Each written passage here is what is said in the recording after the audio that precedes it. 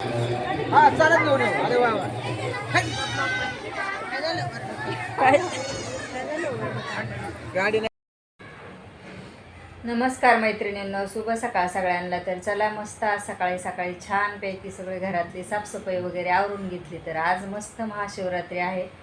तर महाशिवरात्रीच्या सगळ्यांना खूप खूप शुभेच्छा. तर चला मंदिरात पण जाणार आहे, पण घरातलं सगळं आवरल्याच्या नंतर मग घरामध्ये आधी देवपूजा वगैरे करून घेतली. त्याच्यानंतर बाकीच्या सगळ्यांचं चहा पाणी झालं आणि मस्त फराळ पण बनवायचा आहे. तर आज उपवास आहे, बस खायला तर सगळ्यांनाच लागतं, त्याच्यामुळं डबलच काम वाढतं. तर स्वयंपाकाचं कसं चपाती भाजी किंवा भाकरी भाजी केली तरी जमतं, पण उपवास असेल त्या दिवशी खिचडी, कुठं साबुदाणा वडे, तर कुठं थोडंसं वेगवेगळं असं खायला आवडतं सगळ्यांनाच. त्याच्यामुळं मग उपवासाच्या दिवशी तर डबलच काम असतं. तर चला मस्त व्हिडिओमध्ये राहा, छान आहे. आणि मी जर गेले देवदर्शनाला कुठे इथं ह्याच्या शंकराच्या मंदिरामध्ये, तर ते पण तुम्हाला मी दाखवीन तिकडचं. आणि छान असा फराळ पण बनवलेला आहे आज, खिचडी साबुदाण्याची, आणि अजून मस्त बनवलेला आहे साबुदाणा वडे. तर सकाळी त्याच्यानंतर आज उपवास होता, पण आमच्या सासूबाईंना काय उपवास पकडायचा नाही, मग त्यांनासुद्धा भाकरी केल्या, 2 भाजी केली आणि आमचं फराळीचं. तर असं सगळं काम चालू होतं सकाळी उठल्यापासून. पण चला काय हरकत नाही.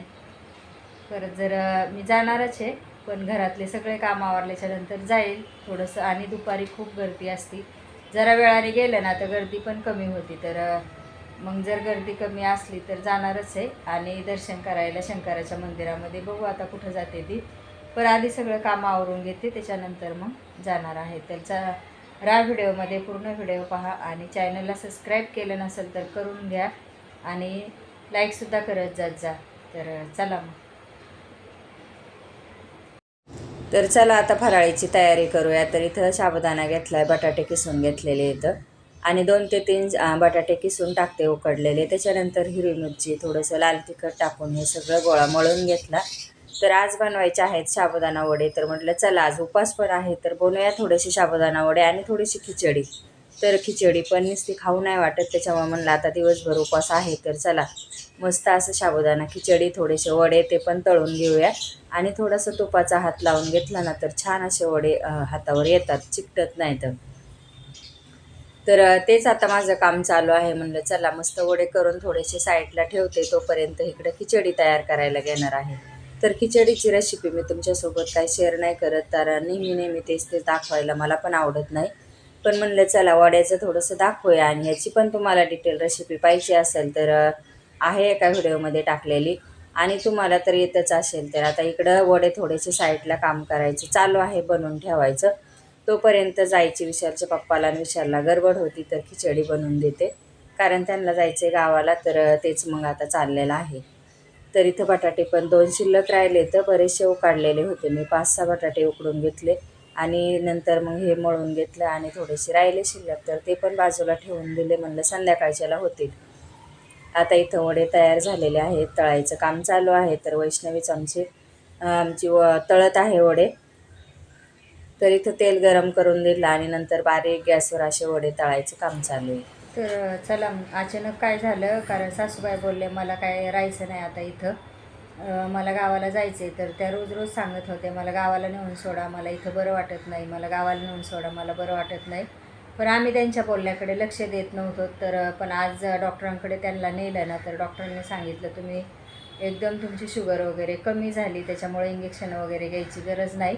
आणि मग त्यांनी निर्णय घेतला की नाही मला आजच्या आज जायचं आहेच. तर मी फराळ वगैरे केला, त्यांचा पण स्वयंपाक केला. तर त्यांचं ठरलं की जायचं आहे. मग ते अचानकच बोलले मला नाही आता राहायचं, मला बरं वाटतं आहे, तर मी जाणार आहे, मला काय मुंबईमध्ये इथं करमत नाही. आणि आमचं चाललं होतं अजून 10 ते 15 दिवस राहा, थोडासा आराम पडेल, तुम्हाला पण बरं वाटेल. पण त्यांचं कसं असतं, एकदा जायचं म्हटलं की जायचं, तर मग ते काय ऐकत नाही. तर मग आज जेवण वगैरे त्यांनी केलं जेवण, आणि आम्ही पण फराळीचं करायचं बाकी होतं माझं. तर मग विशालच्या पप्पाने विशालने फराळाचं केलं, त्यांची पण आज महाशिवरात्री आहे. तर त्यांनी पण फराळ वगैरे केले. आम्हाला मंदिरात जायचं होतं मस्तपैकी, पण आता यांचं अचानक निघालं मला आजच्या आज गावाला नेऊन घाल. आता खूप दिवस झाले, 15 दिवस होऊन गेले, तर मला इथं करमत नाही.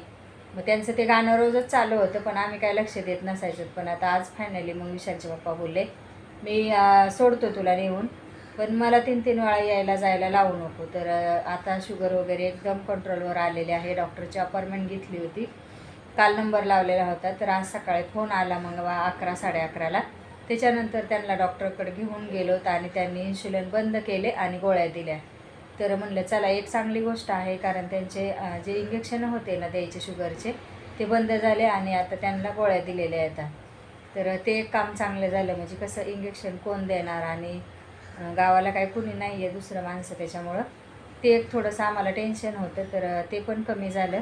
पण त्यांनी अचानक असं म्हणलं की मला आता नाही राहायचं, बस झालं आता मला इथं, मला जायचं आहे, मी गावाला जर अजून फ्रेश होईल. तर चला मग आज गेले ते गावाला. विशालचे पप्पा फराळ वगैरे केले आणि विशालला सोबत नेलं आहे. तर तेच म्हणलं माझं पण काम बाका पडलं होतं आवरायचं, पण आता त्यांचं मध्येच गडबड उठले की मला पण जायचं आहे. म्हणलं चला जायचं आहे त्यांना, तर मग नका बळच ठेवू. मग त्या पण गेले आणि आता माझं अजून बाकीचं कामं पण आवरायचे, तर कपडे धुवायचे, तर फरशी वगैरे तसंच पडलेलं आहे. तर म्हणलं चला, कारण एकदा खाणं पिणं झालं का मग परत तेवढाच पसारा होतो. पण आता घेते आवरून मी. परत आता वैभवला पण खिचडीचा डबा बनवून द्यावा लागेल त्याला संध्याकाळचा. तर तो नाईटला जातो ना, त्याच्यामुळं मग त्याला संध्याकाळचं रोज टिफिन असतं दुपारी. तर आता परत खिचडी गरम करून त्याला पण देईन. तर चला मग आता पुढं व्हिडिओमध्ये काय होतं काय नाही ते तुम्हाला सांगतेच. तर आता इथं सासूबाईचं जेवण चालू आहे. जेवण केल्याच्या नंतर त्या आंघोळ करणार आहेत आणि त्यांना निघायची तयारी आहे. तर इथं चाललेले आहेत. विशालच्या पप्पांनी पकडले आणि गाडीत बसून ते जाणार आहेत. तर आता आमचं सगळं मग ते पण गेले घरातले, मी सगळे कामं आवरून घेतले आम्ही दोघीजणींनी. मग म्हणलं चला आता ते गेलेत तर आपल्याला न्यायला कोणच नाही, गाडी वगैरे तर काय नाही आहे जायला, आणि इथून खूप लांब आहे. इथं शंकराचं मंदिर जवळ नाही आहे, त्याच्यामुळं मग आम्ही राहत होतो ना नेरूळला. तर मग म्हणलं चला बसनीच जाऊया आणि तिकडं छान असं दर्शन घेऊया. तर तिकडं मस्त मंदिर आहे शंकराचं. तर आता आम्ही बस स्टॉपला आलो घरातलं सगळं आवरून, आणि म्हणलं चला बसनी कसं पटकन पण जाता आणि जिथं मंदिर आहे तिथं पोहोचतं. त्याच्यामुळं म्हणलं रिक्षा वगैरे करायची गरज नाही. तर बसमध्ये पण बसलो, गर्दी वगैरे नव्हती आणि तिकीट काढलं. त्याच्यानंतर मग आता आमचा प्रवास चालू आहे उलवे ते नेरूळ. नेरूळला गेल्यावर कसं तिकडं आम्हाला माहिती आहे सगळं तिकडचं, कारण आम्ही तिकडे पहिले राहिलेलो आहेत बरेच दिवस. तर तिकडं गेलं ना तर मग असं वाटतं की आलोत आपल्या एरियामध्ये. तर आता इथं मस्त 16 सेक्टरला शंकराचं मंदिर आहे. तर खूप छान, आणि गर्दी तर खूप होती आणि असती गर्दी, कारण देवदर्शन करायचं म्हटलं तर सगळे लोक सगळ्यांनाच दर्शन करायचं असते, त्याच्यामुळं मग गर्दीचं काय नाही. तर मग होती. मग आम्ही पण आता लाईनीने चाललेलो आहोत. तर आता हार फुलं वगैरे पाहिलंच तुम्हाला मी दाखवलं, तिथं पहिल्यांदाच टाकलेलं आहे. तर तिथूनच हार फुलं, दूध, नारळ आणि बेलाचे पानंसुद्धा शंकराच्या पिंडीवर व्हायला घेतलेले आहेत. तर चला मग आता रांगेत उभा आहेत आम्ही. थोडीशी गर्दी आहे आता वरती आलं तिथं. तर खूप छान मंदिर आहे, पूर्ण सजावट केलेली आहे. तर आता इथं पहिल्या स्टार्ट झालेलं आहे चालू थोडं थोडं.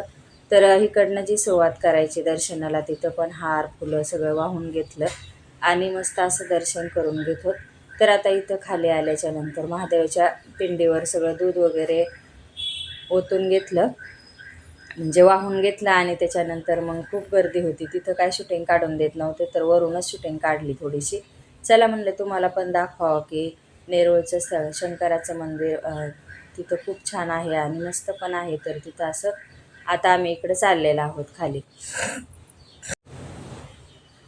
तर आता ओरडत होते फोटो वगैरे कोणी काढू नका, तिथं कसं देवाच्या ठिकाणी नाही देत जास्त शूटिंग वगैरे काढून, पण वरूनच काढून घेतली थोडीशी. आणि मस्त आता इथं आमचं पूजा वगैरे करायचं काम चालू आहे. बाहेर अगरबत्ती वगैरे लावून देतात, आतमध्ये काय अगरबत्ती लावून देत नाहीत. तर आम्ही बाहेर आलो, तिथं अगरबत्ती लावली. नारळ मी हाय असंच दिलं, कारण म्हणतात की नारळ फोडू नये शंकराच्या मंदिरामध्ये. तर मग मी काय केलं तसंच दिलं तिथं, आणि फक्त अगरबत्ती बाहेर आणून इथं महादेवाची पिंड वगैरे आहे तर इथं पण वाहून घेतलं आणि मस्त दर्शन घेतलं. त्याच्यानंतर मग आता आमचं दर्शन इथं झालेलंच आहे, थोडंसं बाकी आहे. तर छान असं इकडं पण दर्शन घेऊन नंदीचं वगैरे. तर मस्त आता इथं महादेवाची पिंड आहे, ती पण छान आहे. तिथं पण बेल वगैरे वाहून घेतलं, तर मस्त वाटलंच दर्शन वगैरे चांगलं झालं. तर मैत्रिणीचे मिस्टर पण होते आमच्यासोबत ह्यावर्षी, आणि मैत्रीण होती. आम्ही तिघं वैष्णवी चौघंच होतं. विशालचे पप्पा काय नव्हते, ते गावी गेल्यामुळं मग काय त्यांना यायला झालं नाही आमच्यासोबत. तर आता इथं आम्ही थोडेसे पैसे दिले त्यांना आणि मस्त गंध लावून घेतला. तर आवडतं असं देवाच्या ठिकाणी गेलं ना तर गंध लावायला मला पण आवडतं. आम्ही दोघी तिघींनी पण गंध वगैरे लावून घेतला, त्यांचं दर्शन पण घेतलं. तर भारी वाटत होतं असं मंदिरात वगैरे आलं ना, तर किती म्हणजे कंटाळा आलेला असला तरी असं इथं आल्याच्या नंतर सगळा अंगातला कंटाळा वगैरे निघून जातो आणि खूप छान वाटतं. तर आता इथं तेच आमचं चालू झालं होतं. तर चला मग आता इथं भजन वगैरे आहे.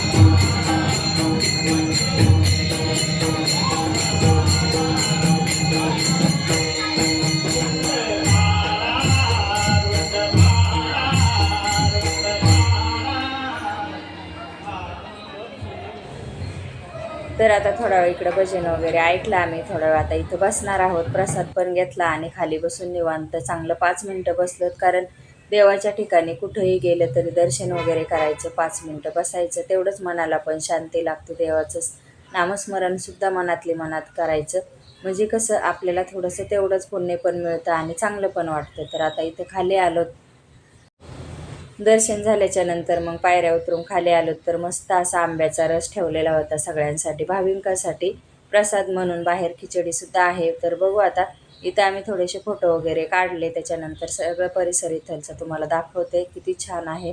बाहेर थोडंसं इथं आता मंडप लावलेला आहे. तर मंडपाच्या तिथंच खूप छान अशी यात्रा पण भरलेली आहे.